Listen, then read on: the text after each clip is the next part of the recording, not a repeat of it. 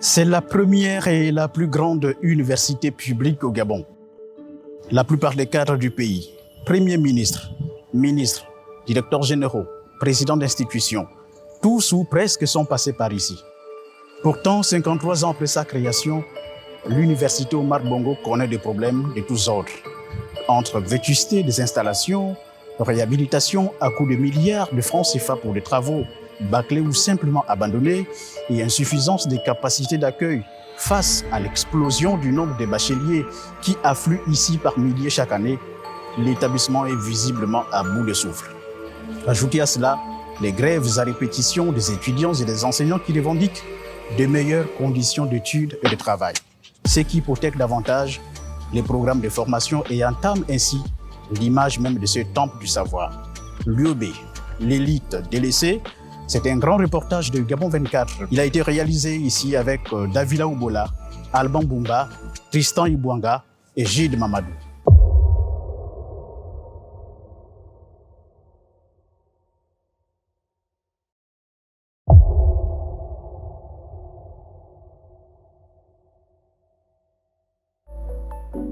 Quand l'UOB tousse, c'est tout l'enseignement supérieur au Gabon qui est enrhumé.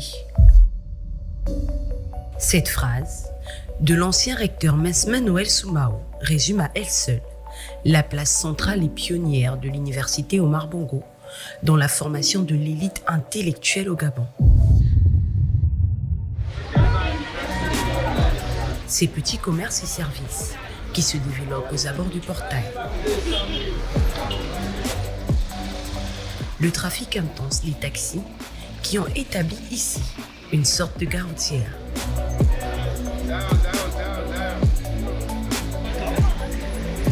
Les mouvements interminables d'entrée et de sortie des étudiants ainsi que d'autres usagers. Tout cela illustre un monde plein de vitalité ici. Une vie très animée ces dernières années par le boom des bacheliers qui frappent aux portes de ce temple du savoir, le plus grand du pays. Une croissance de la population estudiantine qui pose désormais d'énormes défis pour l'UOB. L'établissement construit en 1970 ne dispose en réalité que d'une capacité d'accueil de quelques 5000 étudiants, alors qu'il en compte aujourd'hui près de 21 000. Illustration de cette réalité, ici en droit, un des départements les plus populeux de l'université Omar Bongo.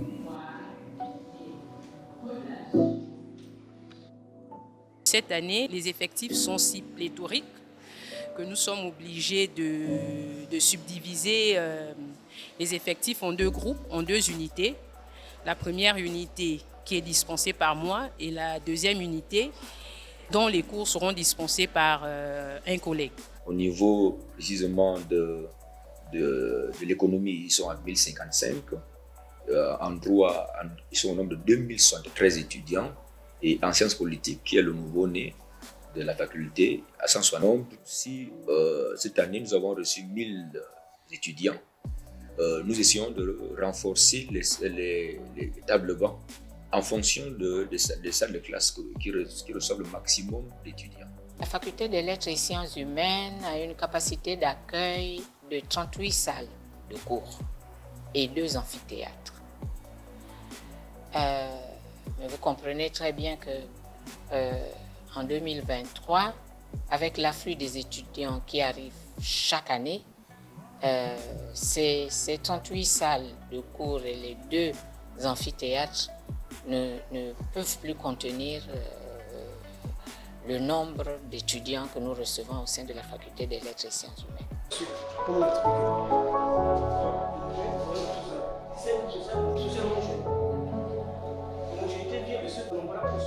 Confronté à ces effectifs sans cesse pléthoriques et face au manque de salles, chaque département s'organise comme il peut pour assurer la continuité des cours, parfois au prix des sacrifices des enseignants, dont le nombre ne suit forcément pas l'évolution de cette courbe ascendante de la population estudiantine.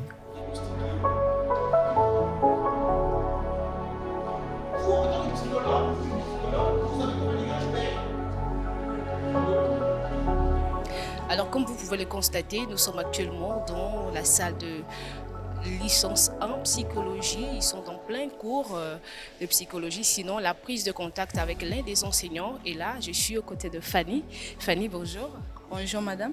Pourquoi le choix de la psychologie? J'ai choisi le département de psychologie. Pourquoi? Parce que c'est une matière, une discipline qui m'intéresse beaucoup depuis mon bas âge.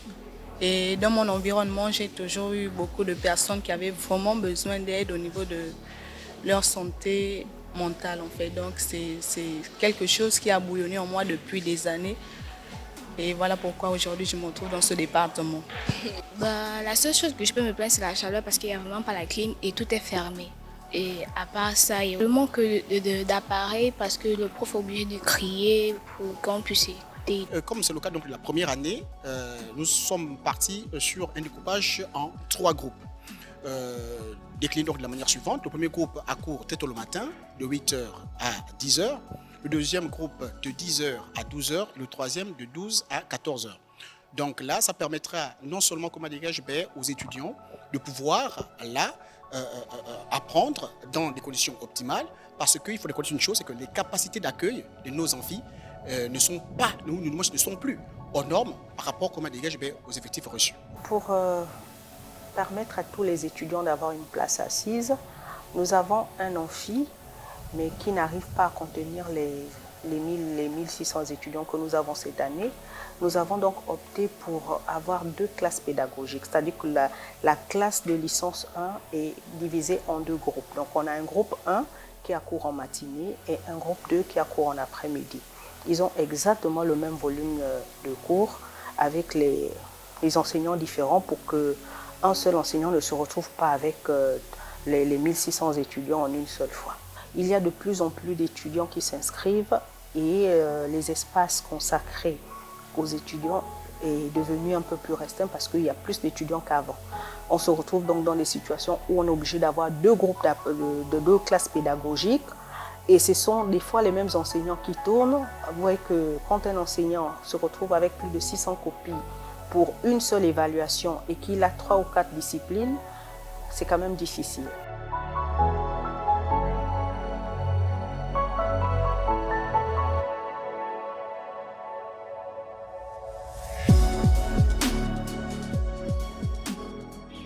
Pour les enseignants, cette explosion du nombre d'étudiants impose aussi une charge de travail parfois difficile à gérer, notamment lorsqu'il s'agit de concevoir des cours à distribuer sous forme de fascicules à tous les apprenants. Mais cette question de fascicules n'est pas toujours bien perçue par les étudiants qui ne comprennent pas pourquoi des enseignants déjà payés par l'État vendent-ils leurs cours.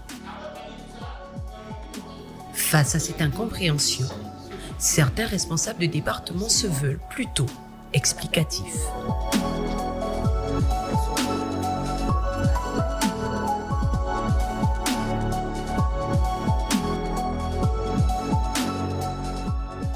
Mais je pense qu'au département de droit public, on a réglé. Moi-même, j'ai fait le tour des classes pour expliquer aux étudiants qu'ils n'avaient pas acheté des fascicules auprès des enseignants. Simplement que l'enseignant laissait à la disposition, bien sûr, le fascicule aux étudiants qui, à loisir, pouvaient, bien sûr, faire les tirages. Malheureusement, nous ne vendons pas, ou heureusement, nous ne vendons pas les fascicules.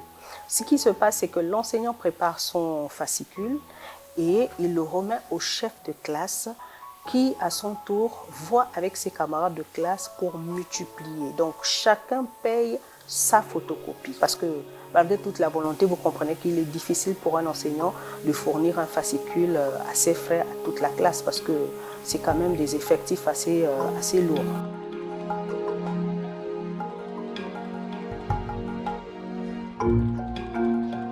Mais la pratique donne lieu à des disparités et même des dérives. Si certains enseignants laissent gratuitement leurs fascicules aux étudiants, qui en font des copies à leurs propres frais, d'autres préfèrent les vendre. Certains allant même jusqu'à conditionner l'accès à leurs cours par l'achat préalable de ces supports, dont ils fixent eux-mêmes les coûts à leur guise. l'époque du professeur Opivia, il y a une note qui était sortie interdisant la vente des fascicules.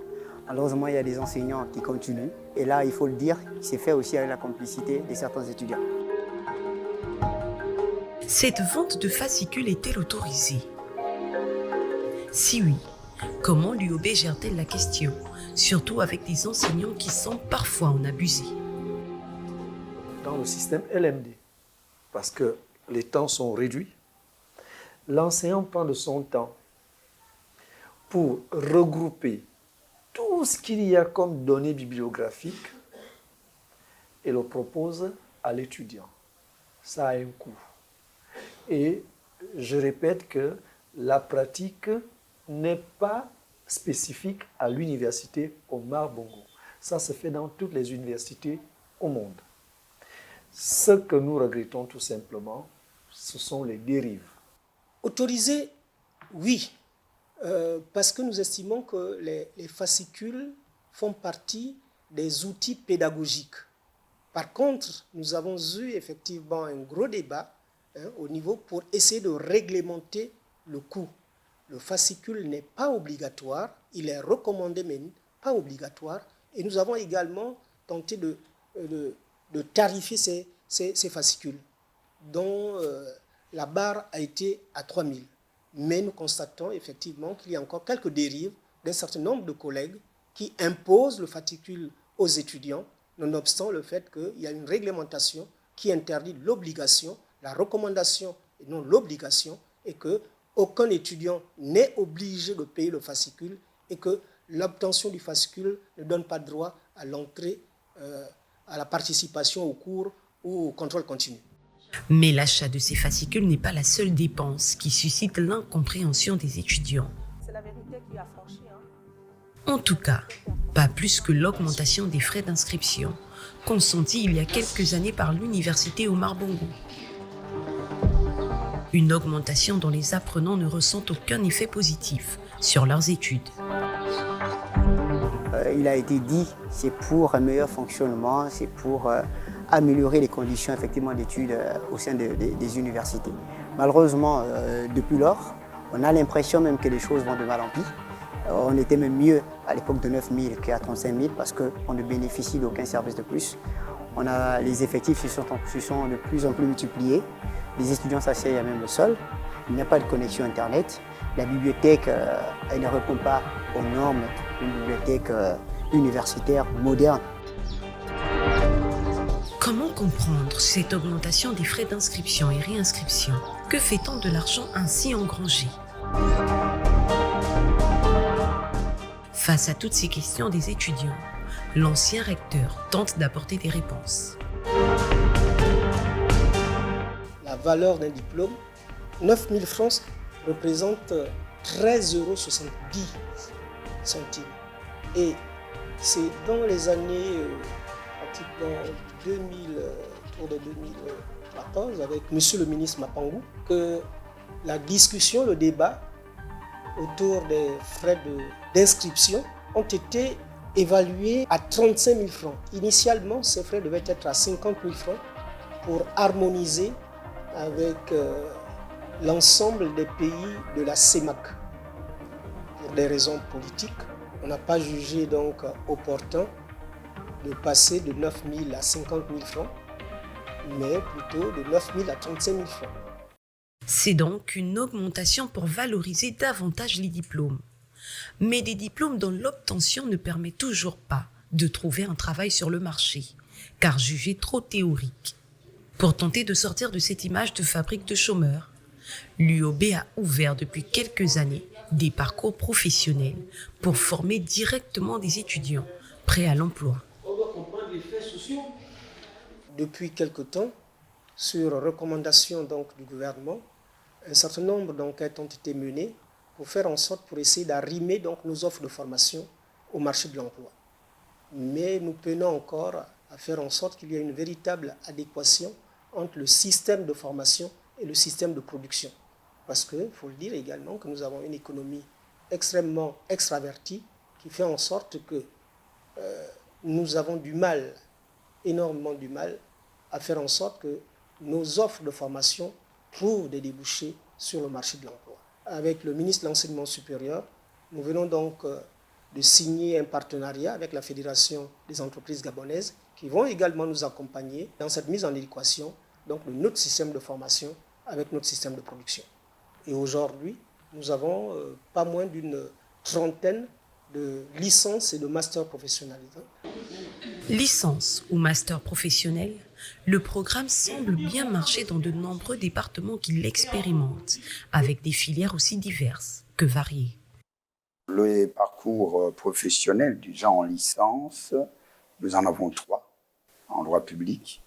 On a un parcours en droit fiscal et douanier, un parcours en gestion financière administrative de collectivités locales et une dernière licence qu'on a ouverte tout récemment, c'est la licence protection et gestion de l'environnement. Ces 3 dernières années, nous avons constaté que beaucoup d'étudiants sollicitent la licence 3 professionnelle. On se retrouve par exemple avec 186 étudiants pour la promotion de l'année dernière. Et ces 186 étudiants, au sortir du second semestre, quand ils doivent aller en stage, ils se battent comme des soldats vaillants pour avoir des stages. Une chose est de décrocher un diplôme professionnel. Une autre est de trouver un emploi dans un pays où le taux de chômage dépasse les 30%. Quelle garantie de travail ce programme offre-t-il alors aux étudiants? Pour les débouchés, il y en a. Et nous avons même des partenariats qui restent tout à fait informels avec la commune d'Ovendo, la commune de Libreville, bien sûr des partenariats avec quelques organismes privés, bien entendu, comme les officines de transit, etc., qui reçoivent nos étudiants. Nous n'avons pas encore signé un partenariat officiel, de manière officielle, avec toutes ces entreprises qui ont pris nos étudiants en stage, mais nous sommes en train de préparer ces différents partenariats pour que justement l'université s'ouvre au monde de l'emploi plus facilement. Pour empocher son diplôme, il faut préalablement soutenir. C'est le cas de cette étudiante qui vient de soutenir son master professionnel en psychologie. L'objectif, c'était de savoir s'il y avait un lien entre la perte d'autonomie et l'acte de soins chez les professionnels en hémodialyse. Et bien évidemment, au sortir de là, on s'est bien rendu compte que tous les soins de dialyse que pouvaient recevoir les patients, les personnes hémodialysées, bien, ça pouvait tout simplement conduire à une perte d'autonomie. Que nous soyons travailleurs ou non travailleurs, bien, on finit par être en perte d'autonomie parce que justement, il y a une faiblesse musculaire, une fatigue accrue et toutes les recommandations que l'on demande de suivre dans l'alimentation et tout ça, ce qui permet finalement d'aboutir à une perte d'autonomie. Si Michel a soutenu sans grande difficulté, ce n'est pas toujours le cas pour tous les étudiants, car ici, les soutenances de mémoire sont parfois un casse-tête, à la fois pour l'administration, les étudiants et les enseignants qui dirigent leurs travaux. L'étudiant a un responsable de stage plus un référent académique. Et de concert, les 2 responsables travaillent de façon collégiale pour que le travail de l'étudiant avance et qu'ils arrivent comme un dégage à la phase actuelle que vous assistez actuellement.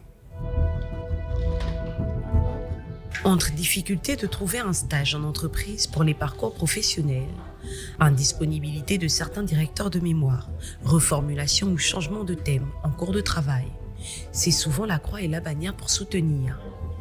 Visiblement excédé, cet étudiant nous interpelle pour dénoncer la situation à visage caché par peur de représailles. La difficulté est souvent liée au fait que l'administration rejette souvent les thèmes proposés par les étudiants et quand bien même ils parviennent à trouver un thème, et lorsque l'étudiant va commencer à rédiger, le plus souvent, après une bonne partie de sa rédaction, le membre qui est dans l'administration, qui encadre l'étudiant, va rejeter le travail de l'étudiant. Et donc, ça cause un gros préjudice à l'étudiant, mais également un énorme retard. C'est ce qui se caractérise par le fait que les étudiants, souvent en Master 2, font quasiment 3 à 4 années pour terminer leur mémoire de Master. En droit public, je ne pense pas qu'il y ait tant de retard que ça en soutenance, parce qu'il y a pas mal d'enseignants et pas mal, bien sûr. Après, il y a aussi la question du grade. On est allé aujourd'hui jusqu'à voir associer les assistants qui vont encadrer bien sûr les étudiants sous la supervision d'un professeur de rang magistral. Donc c'est des solutions qu'on trouve. En master, nous avons des étudiants qui ont effectivement réussi d'un trait à valider leur master au terme de la deuxième année. Parce qu'un master, il dure 2 ans. Il y en a qui ont réussi à le faire. Mais au niveau de licence professionnelle, nous avons remarqué que les étudiants prennent un peu de temps parce qu'ils ont du mal à trouver les stages. L'université ne s'engage pas à trouver les stages aux étudiants parce qu'ils sont nombreux. On n'a pas beaucoup de partenariats et donc c'est difficile de caser 186 étudiants, vous voyez. Mais si la soutenance peut s'avérer parfois laborieuse pour certains étudiants, cette difficulté n'est rien à comparer au délai de délivrance des diplômes. Car pour ceux qui bouclent leur parcours ici, à l'UOB, l'attente interminable dure de longues années avant de se voir délivrer ce sésame. Pourquoi est-il si difficile pour l'université Omar Bongo de délivrer des diplômes dans des délais raisonnables? Ce qu'il faut retenir, c'est que nous avons des effectifs très importants. Et naturellement, lorsque nous enregistrons des sorties de cycle, c'est autant d'attestations de réussite. Donc, vous comprendrez effectivement la lenteur. Je pense que pour la nouvelle année académique, une des grandes réformes qui sera engagée par le rectorat, ce serait effectivement d'acquérir un logiciel de gestion de la scolarité qui nous permettra de délivrer de façon automatique tous ces actes. Une situation qui déteint quelque peu sur la renommée d'un établissement déjà réputé pour être le terreau de grèves récurrentes des étudiants et des enseignants, revendiquant de meilleures conditions d'études et de travail. Ce qui impacte considérablement le déroulement des calendriers académiques. Déjà la question des allocations d'études, parce qu'aujourd'hui on a l'impression que les étudiants sont des chasseurs de bourse, mais si vous regardez bien le cadre étudiantin aujourd'hui, en dehors de la bourse, les étudiants n'ont aucun autre apport. Voilà, vous savez par exemple au secondaire, pour ce qui est du transport, il y a des efforts qui sont faits pour les étudiants, pour les élèves qui ont ce transport-là en commun, les étudiants n'en ont pas. Donc il n'y a que la bourse qui fait office pour les logements. Les campus sont fermés, les résidences universitaires sont fermées. Donc il n'y a que la bourse qui fait office de taxi, qui fait office de logement. Les restaurants, c'est pas vraiment ça. Prenons le cas du restaurant de l'université Omar Bongo qui a des carences, qui a d'énormes problèmes en termes de batterie de cuisine par exemple, où on n'arrive même pas à faire 1000 repas. Aujourd'hui, l'université, Omar Bongo, c'est près de 20 000 étudiants. Voilà, le restaurant, le CNU, ne peut nourrir en une journée, ne peut même pas offrir 1000 repas. Je vais citer le ministre de l'enseignement supérieur de l'époque qui disait, lorsqu'il fallait relancer les activités pédagogiques, je parle du ministre Moukani Wangou, le SNEC UOB l'interpelle en disant « Mieux vaut déclarer une année blanche ». Ça s'est fait un peu partout ailleurs parce que la conjoncture internationale est favorable à cela. Et il nous avait répondu, je préfère le bricolage et je l'assume. Et je vous assure, depuis 2019-2020, l'université Omar Bongo fait du bricolage. On se préoccupe beaucoup plus de sauver les années que de sauver les étudiants. Dans le système LMD, pour être validé, un semestre doit comporter 16 semaines. 13 semaines d'activité pédagogique et 3 semaines d'examen, de rattrapage. Les textes sur le LMD stipulent que si on ne peut pas atteindre ces 13 semaines d'activité, on peut se limiter à 9 semaines d'activité. Donc, 9 semaines d'activité pédagogique et 3 semaines de cours qui feront 12 semaines. Mais depuis 2019-2020, on n'a jamais atteint 9 semaines d'activité pédagogique. Pour tenter d'apaiser toutes ces velléités revendicatrices des étudiants et des enseignants, les anciennes autorités rectorales avaient instauré une méthode de dialogue social basée sur la consultation et la participation de toutes les parties prenantes aux propositions. Il y va de la sérénité au sein de ce temple du savoir. Les rapports sont au beau fixe. Le professeur Mesmen Noël Soumao, depuis qu'il est arrivé, a instauré ce qu'il a appelé un dialogue de gestion. effectivement, lorsque l'université Omar Bongo a un approvisionnement, il invite les partenaires sociaux à faire des arbitrages. Mais pourquoi parle-t-on d'arbitrage? Parce que les fonds ne sont pas conséquents. L'université Omar Bongo a un budget d'environ 2 milliards.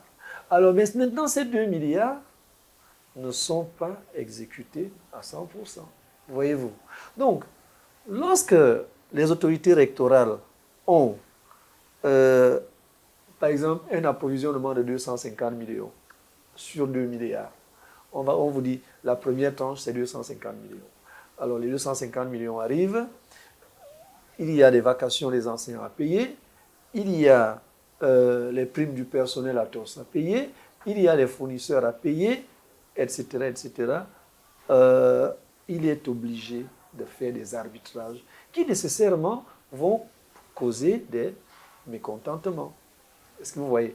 Donc, ce que nous demandons, c'est que l'État permette à l'université Omar Bongo d'avoir un compte dans une banque commerciale.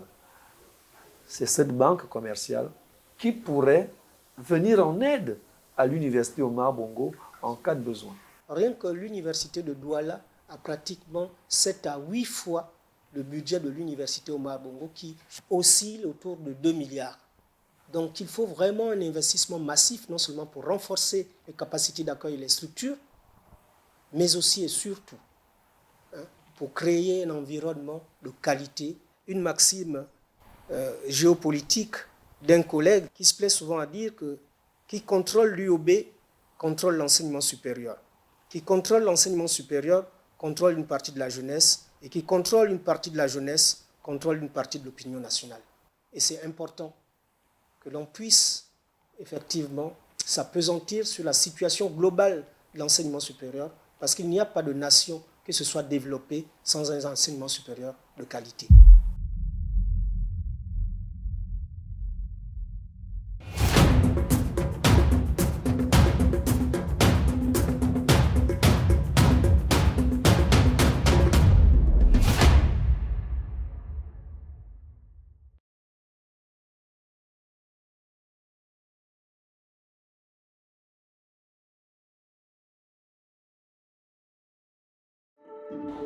Le périple au sein de l'université Omar Bongo se poursuit. Après le focus sur les inscriptions, les capacités d'accueil, la problématique de vente de fascicules au sein de l'université Omar Bongo, la question de l'homologation des diplômes ou des conditions d'apprentissage, coup de projecteur cette fois sur la problématique infrastructurelle. Quel état des lieux des infrastructures au sein de l'université Omar Bongo, qu'il s'agisse des voiries, de la couverture en Internet, l'adduction en eau potable ou en électricité et même l'auditorium. Le constat est accablant. Pour mieux comprendre ce qu'il en est véritablement, l'équipe du Grand Reportage est allée à la rencontre des responsables habilités à répondre à nos questions. Suivons.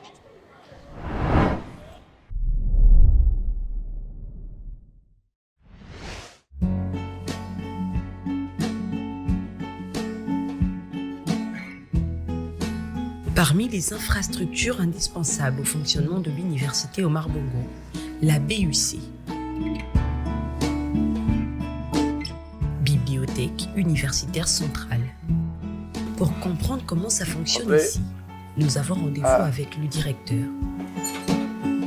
Ok, bonjour. Ok, veuillez vous asseoir. Merci. Vous êtes directeur de la bibliothèque universitaire centrale. Si on parlait de l'état de cette bibliothèque aujourd'hui, quel est-il? Nous n'avons pas de documents courants, documents récents. C'est des documents sur une dizaine d'années. Il y a des documents qui ont été achetés, effectivement. Il y a des dons que nous avons reçus. Et l'inconvénient des dons, c'est que les dons ne répondent pas toujours aux besoins des usagers. Bon, il y a certains ouvrages qui sont achetés. Nous avons eu suffisamment de documents, mais beaucoup plus par le biais des dons. Parce qu'une bibliothèque, normalement, si on suit l'évolution au niveau de l'enrichissement du fonds documentaire, en tenant compte des usagers, en tenant compte de l'évolution croissante en termes de nombre d'étudiants et d'usagers, on doit effectivement aussi avoir un nombre de documents correspondants. On comprend que les 18 000 titres sont largement insuffisants. Largement en deçà, voilà. Voilà, largement en deçà. C'est quand même 18 000 titres constitués de quoi exactement? Nous avons les monographies. Les monographies, ce sont les ouvrages, les livres. Hein. Et nous avons, au niveau de monographies, nous devons avoir aussi les périodiques, hein, les revues et périodiques. Hein. Nous avons au niveau de la littérature grise, les mémoires, les thèses, ainsi de suite, des étudiants dans la production locale. Tout ça, ça fait partie de notre fonds documentaire. Nous sommes à l'heure du numérique. Alors, où est-ce que nous en sommes avec la numérisation de la BUC? Mais là aussi, en interne, il faut une politique. Qu'est-ce qu'il faut? Il faut avoir des serveurs, créer une plateforme, c'est possible, où on peut avoir accès à certains diffuseurs de l'information, certaines maisons d'édition, pour voir dans quelle mesure on peut effectivement avoir des partenariats où on importerait l'information, les données, les stocker dans notre plateforme. Ici, le niveau de satisfaction n'est pas le même pour tous les étudiants qui viennent consulter les ouvrages. L'ancienneté de la bibliothèque fait que, la plupart du temps, nous ne trouvons pas des ouvrages qui sont recommandés par les professeurs ici à la bibliothèque. Peut-être en fluxion analytique, il y a des ouvrages comme les ouvrages de Roussel, de Troupé et tout. Mais on peut trouver certains. Comme vous pouvez le constater, c'est vrai qu'elles semblent être pleines, mais dans le contenu, elle n'est pas si enrichissante que ça. Le bâtiment abrite également les services du CRIR, Centre de recherche en informatique et réseau. Un centre chargé de la fourniture des services Internet à l'UOB. Mais pas que, puisqu'il a également conçu un projet d'interconnexion des universités. Projet resté jusqu'ici au stade de la maquette, faute de sa matérialisation par l'État. Pourtant, sur le campus, aucune connexion Internet. Non, actuellement, j'utilise les données personnelles, la connexion Internet, pas le... Non, à celle de l'UOB, nous n'avons pas un Wi-Fi à proprement parler. C'est par contre dans chaque bureau, dans chaque administration, nous avons certains bâtiments administratifs et nous, les étudiants, n'ont pas toujours accès au Wi-Fi. Et même lorsqu'on a accès, ce n'a pas vraiment une connexion assez puissante. Pour comprendre l'absence de connexion Internet dans la plus grande université du Gabon, nous allons voir le directeur du CRIR. Comme pour la bibliothèque universitaire, tout est pratiquement hors d'usage ici. L'université n'est pas couverte par Internet, comment on peut l'expliquer? On avait lancé des grands chantiers de construction de réseaux souterrains de fibre optique, donc un réseau de 4 km que nous devons construire. Nous avons réussi à construire la moitié du réseau, donc connecté en fibre optique. Donc aujourd'hui, on peut partir de la bibliothèque universitaire jusqu'en faculté de droit et sciences économiques en réseau souterrain, jusqu'aux résidences universitaires. Mais par contre, la partie gauche de la faculté de lettres et sciences humaines, les travaux ne sont pas arrivés à terme. Voilà. Le génie civil avait été effectué, mais il restait une partie de génie civil qui consistait à construire des chambres de tirage. Ça n'a pas été financé, donc c'est resté comme ça.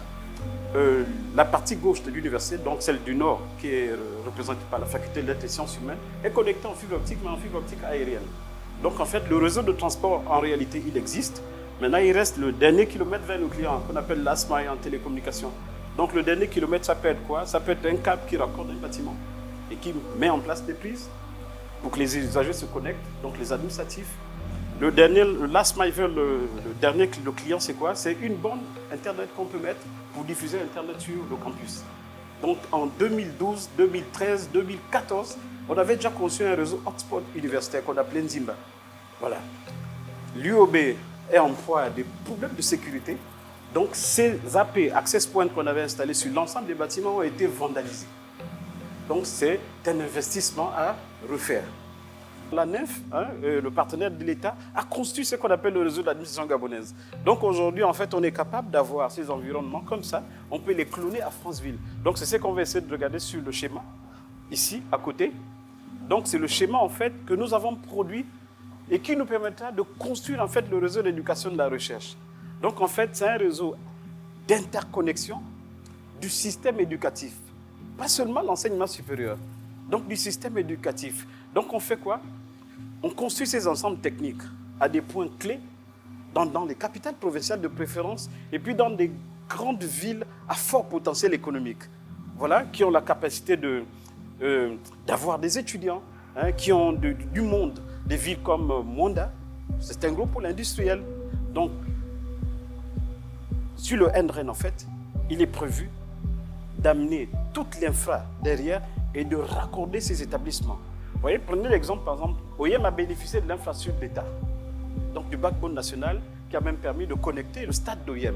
Voilà, cette infrastructure, en fait, connecte l'administration, connecte les écoles, le lycée, les champs Nguema Bekale est connecté sur le réseau de l'administration gabonaise. Mais à la seule différence que les ports de sa ville ne sont pas encore activés. Et c'est la même chose sur l'ensemble du territoire. Ce schéma du réseau national d'éducation et de la recherche, il est à quel niveau dans sa mise en œuvre?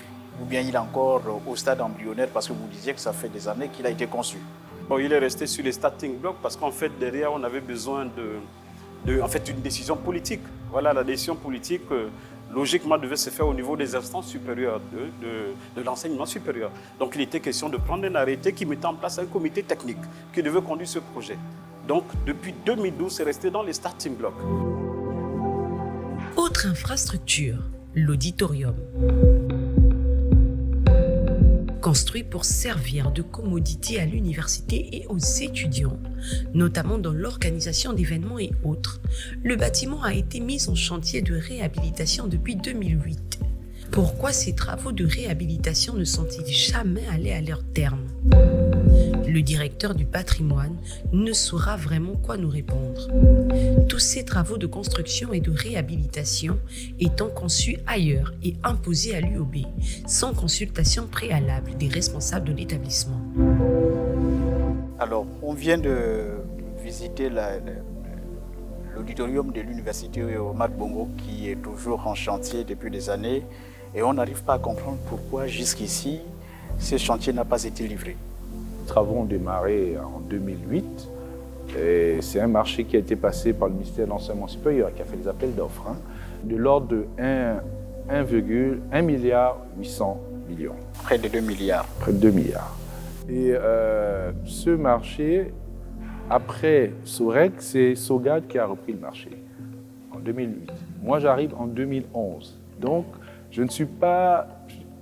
Les seuls éléments que je possède, qui sont en possession concernant ce marché, c'est un procès-verbal établi par la Cour de compte datant de 2014, qui tient sur une seule page. Vous voyez? Que disait-il ce rapport de la Cour de compte? Fondamentalement, il faisait juste ressortir le fait que c'est un marché qui a été passé en 2008, de l'ordre de 1,8 milliard. Ce sont les seules informations qui sont consignées dans le rapport. Enfin, non, je résume. Pour tenter de comprendre davantage pourquoi ce chantier de réhabilitation a tourné à un éléphant blanc et ne pouvant remonter la piste jusqu'aux anciennes entreprises qui n'existent plus, nous retrouvons néanmoins celle en charge des travaux depuis 2021 pour une enveloppe de 1,8 milliard de francs CFA. Monsieur Senam Kotor, c'est cela. Vous êtes le directeur adjoint de l'entreprise NCBTP. C'est vous qui avez la lourde responsabilité de terminer les travaux de cet auditorium. Pourquoi les travaux n'avancent pas jusqu'à maintenant? Je peux dire que NCBTP, nous sommes arrivés à l'UOB par l'aide de commande du ministre de l'Enseignement supérieur, M. Daouda, en 2019. Et nous avons la responsabilité d'achever les travaux de la deuxième phase. Parce qu'il y avait eu d'abord une première phase avant nous. La première phase consistait à quoi? La première phase qui consistait à refaire la toiture, à refaire tout ce qui est le mur, tout ce qui est l'électricité. Alors vous venez pour la deuxième phase. La deuxième phase consiste à faire quoi? La deuxième phase, c'est tous les travaux comme les revêtements muraux qui sont acoustiques, le carrelage sol, les plafonds, la sono, l'équipement de la salle. Donc ça, c'est les travaux indispensables à l'utilisation de l'édifice. Donc nous avons introduit notre convention qui est passée par la première task force et on a introduit au cabinet du ministre actuel. Et si vraiment le ministre nous aide pour les formalités administratives, nous avons tout à l'heure une équipe qui est en train de faire les prospections des matériaux pour faire les mises à jour pour qu'on puisse livrer à l'échéance 2024. A-t-on fait des 1,8 milliard? Les travaux réalisés ici sont-ils conformes à la convention signée entre le gouvernement gabonais et l'entreprise NCBTP? Y aurait-il eu détournement? Et si détournement il y aurait eu, à qui aurait-il profité? Nous tombons sur un rapport de l'ANAVEA, l'Autorité nationale de vérification et d'audit, qui conclut pourtant que ces travaux ont été exécutés conformément à l'enveloppe décaissée. Un rapport appuyé par celui de la Cour des comptes, qui elle aussi ne constate aucune anomalie, enfin presque. Mais une question demeure. Si les travaux exécutés sont conformes à l'enveloppe de 1,8 milliard, pourquoi la réhabilitation de l'auditorium de l'UOB n'est-elle pas achevée? À quoi cette enveloppe a-t-elle concrètement servi? Au ministère de l'Enseignement supérieur, on évoque le point de blocage. Une avance d'au moins 30% réclamée par NCBTP pour reprendre les travaux. Ce chantier n'a toujours pas été livré pour des raisons simples. L'entreprise exige aujourd'hui, ce qui est tout à fait logique, un acompte de 30% pour pouvoir effectivement reprendre les travaux. Pourquoi 30%? C'est parce que tout simplement, l'entreprise a déjà suffisamment fait des efforts de préfinancement. Le ministère de l'Enseignement supérieur a tout fait pour que, administrativement, cette conditionnalité qui est posée soit levée. Mais à l'UOB, l'auditorium en réhabilitation depuis plus de 15 ans n'est pas l'unique problème en matière d'infrastructure. Dans cet établissement cinquantenaire, la plupart des bâtiments sont vétustes et ne répondent plus aux exigences de commodité des usagers. Nous sommes ici où en réalité les étudiants de L1, département d'anthropologie, devraient en réalité faire cours, mais vu l'état de la salle, ils auront dû se déporter vers un autre bâtiment. Et vous êtes un étudiant d'anthropologie première année, c'est cela? Oui, je suis étudiant en L1 en anthropologie. Et vous faites cours justement l'autre côté, parce que l'état de la salle laisse à désirer. Qu'est-ce qui s'est passé en réalité? Nous faisons cours en L2 depuis plus de 3 semaines parce que ici, la salle est en mauvais état, donc elle ne nous permet pas de venir ici faire cours parce que lorsqu'il y a des pluies, l'eau rentre de partout et il y a aussi de la chaleur donc qui ne nous permet pas d'être ici. Regardez, tel que la pluie date d'avant-hier, mais il y a toujours les eaux dans la salle. Donc pour cela, on essaie pas. Et nous demandons aussi comment nous allons faire vu que les L2 vont reprendre le cours d'ici une semaine. Où allons-nous faire cours vu qu'il n'y a plus assez de salles. Toutes les salles seront occupées lorsque les L2 vont reprendre les cours. Pour tenter de donner un coup de neuf à l'UOB, les autorités de tutelle ont entrepris des travaux de réfection sur certains bâtiments. Mais l'université, bâtie sur une superficie de 32 hectares, échappe au contrôle des responsables. Derrière ces hautes herbes, des groupes de fumeurs qui interdisent même à notre caméraman de filmer dans leur direction. Difficile de déterminer s'il s'agit des étudiants ou d'autres personnes accédant librement dans l'enceinte de l'institution à travers les différentes entrées. Moi, je pense que l'insécurité à l'université Omar Bongo, c'est un problème réel et c'est un problème qui date. Donc l'insécurité a toujours existé à l'université Omar Bongo. Nous avons des bâtiments qui avaient été équipés, voilà, et aujourd'hui, il n'y a plus rien. Il y a des climatiseurs qui ont disparu, tout simplement parce qu'on laisse n'importe qui rentrer à l'université Omar Bongo. Dans d'autres universités, on vous donne par exemple une carte lorsque vous venez voir quelqu'un, lorsque vous venez faire quelque chose. Mais on n'a aucun contrôle effectivement de tout ce qui rentre dans l'université Omar Bongo. Sous le recteur Ndinzi, pour ne pas le citer, nous étions attachés les services d'une start-up pour assurer la sécurité à l'essai. 3 mois. Mais l'essai n'avait pas été concluant. C'est ainsi que nous avons recruté une vingtaine d'agents pour le gardiennage à l'UOB, des jeunes Gabonais. C'est insuffisant. Effectivement, l'UOB, c'est 32 hectares, mais ça nous avait permis un tant soit peu d'endiguer ce phénomène de vandalisme. Nous nous étions attachés des services, cette fois-ci de SGS, qui étaient des professionnels. Mais nous sommes séparés, on va dire, malheureusement avec SGS, du fait que nous n'étions pas capables d'honorer la facture élevée. Cerise sur le gâteau, le manque d'eau et l'insuffisance des lieux d'aisance. Comment l'expliquer dans un établissement peuplé de près de 21 000 étudiants? L'UOB, de 2011 à 2015, nous payait tous les mois 2 millions à une entreprise pour l'entretien des toilettes. Ces toilettes-là étaient mises au service des étudiants. Malheureusement, nous constations, en tout cas l'entreprise venait se plaindre qu'il y avait des actes d'incivisme.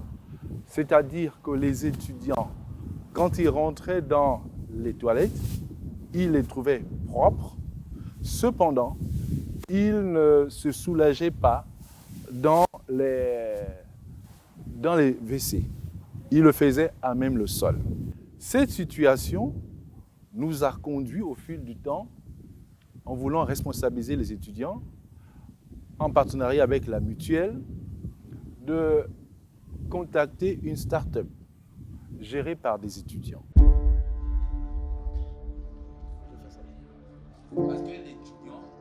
Nous décidons d'aller voir cette initiative des étudiants qui tentent comme ils le peuvent de maintenir des toilettes en état de fonctionnement, du moins ce qu'il en reste. Ici, le procédé est simple. On paie, exemple, les produits qui permettent de nettoyer l'endroit et mieux faire sentir l'endroit. Avec le problème des eaux, etc., on a décidé d'avoir les seaux parce qu'on ne peut pas utiliser, exemple, les sanitaires avec les chasses. Donc on a obligé de prendre les seaux pour verser de l'eau à chaque maison. Un étudiant qui doit venir me poser, exemple, la question, j'ai déjà payé 35 000 francs. Pourquoi je dois encore payer 100 francs pour exemple, effectuer mon besoin? On répond le plus souvent en disant que ces 100 francs, ce n'est pas tant pour le besoin que vous effectuez, mais c'est pour l'entretien. Parce que s'il n'y a personne pour entretenir, ça ne peut pas être en bon état. Alors qu'on parle du manque d'eau, un peu plus bas, nous tombons sur ces tuyaux, sans robinet. Ici, le précieux liquide coule 24 heures sur 24 et sert même de point de ravitaillement aux populations environnantes. Je suis militaire retraité, j'ai aussi ma pension. Oui, ça, comme c'est encore petite pension. Oui, ça. Non, moi, on me paye par semaine. 5 000. Oui. Je fais 2 tours pour la maison, en plus 2 ou 3 tours s'il n'y a pas de pluie pour le bar. Juste à côté, ces bâtiments. Ce sont les résidences universitaires qui, autrefois, ont servi à héberger de nombreux étudiants, pour la plupart sans appui à Libreville. Un peu comme pour l'auditorium, les différentes phases de réhabilitation engagées depuis 2014 n'ont pas permis jusqu'ici de les remettre en état de fonctionnement. Pourquoi ce chantier est-il à l'arrêt depuis des années et quand sera-t-il enfin livré? Les travaux de réhabilitation des résidences universitaires, pour prendre le cas de l'UOB, ont été lancés en 2021 par un programme PID-PIH financé par le ministère du Pétrole. Les résidences universitaires au niveau de l'UOB ont été réhabilitées à 100%. C'est un programme PID-PIH financé par le ministère du Pétrole qui concerne 4 pavillons, le A, le C, le D et le E.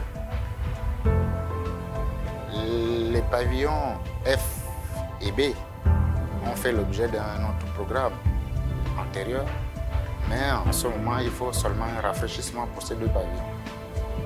Donc on pourrait dire pour la première phase, les travaux sont réalisés à 100%. Maintenant, pour une deuxième phase, les équipements, notamment les lits, les placards, les tables, les chaises, pour chaque chambre, sont en train d'être effectués. Mais c'est une échéance à brève échéance. Nous nous rendons compte qu'avec l'arrivée du CTRI, les travaux ont été boostés. Vous voyez à Masuku, les travaux ont repris et ça risque d'être livré. Ça va être livré avant fin janvier. À Masuku, à Luce, les travaux ont démarré. Donc nous sommes dans une bonne phase. Nous espérons qu'une fois l'équipement va arriver, d'ici au premier trimestre de 2024, les étudiants automatiquement vont regagner les chambres.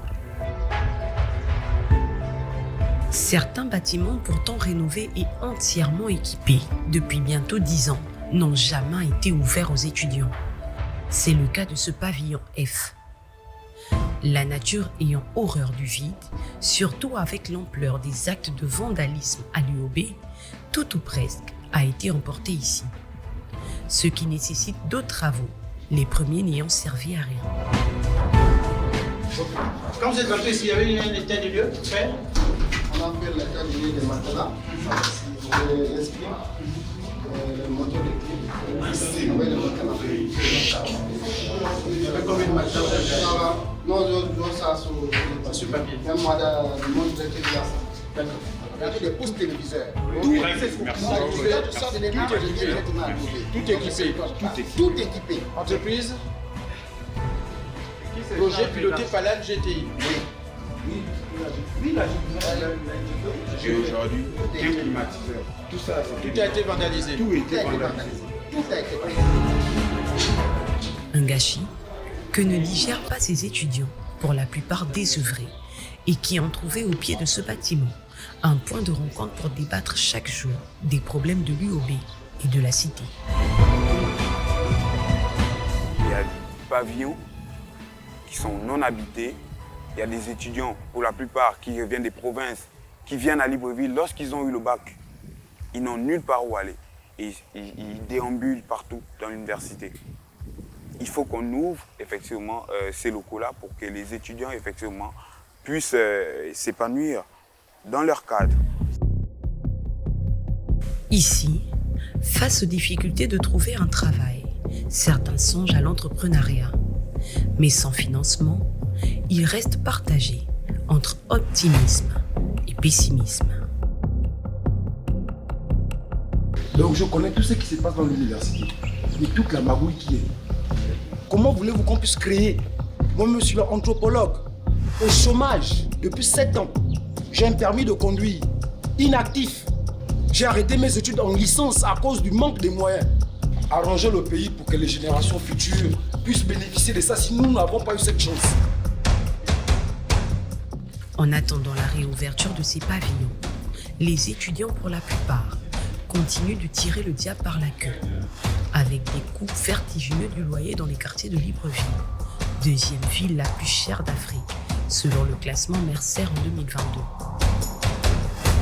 Même le restaurant universitaire, qui leur sert parfois de lieu de restauration, est fermé. Pourquoi? Parce que le CENU ne produit que 400 plats par jour. Et nous sommes à plus de 15 000 étudiants dans l'université Omar Bongo. Et lorsque certains étudiants terminent les cours à partir de 13h30, 14h, au restaurant, il n'y a plus rien à manger. Pour faire les photocopies, il n'y a pas d'endroit donc il faut sortir du campus. Et lorsqu'ils vont là où ils avaient pour habitude de faire les photocopies, encore la maison des étudiants, elle aussi est encore fermée, toujours par le CENU. Donc, ils ont eu une colère, donc remontée de tous ces faits pour fermer toutes les administrations du CENU au sein de l'université Omar Bongo. Alors, c'est ici que s'achève ce grand reportage sur l'université Omar Bongo. Après plus d'un demi-siècle d'existence, l'UOB se trouve aujourd'hui à la croisée des chemins entre obsolescence et modernisation des infrastructures et des modèles d'enseignement. L'établissement cherche sa voie surtout en cette période de transition politique au Gabon, période de transition qui ouvre certainement une nouvelle ère pour la doyenne des universités gabonaises.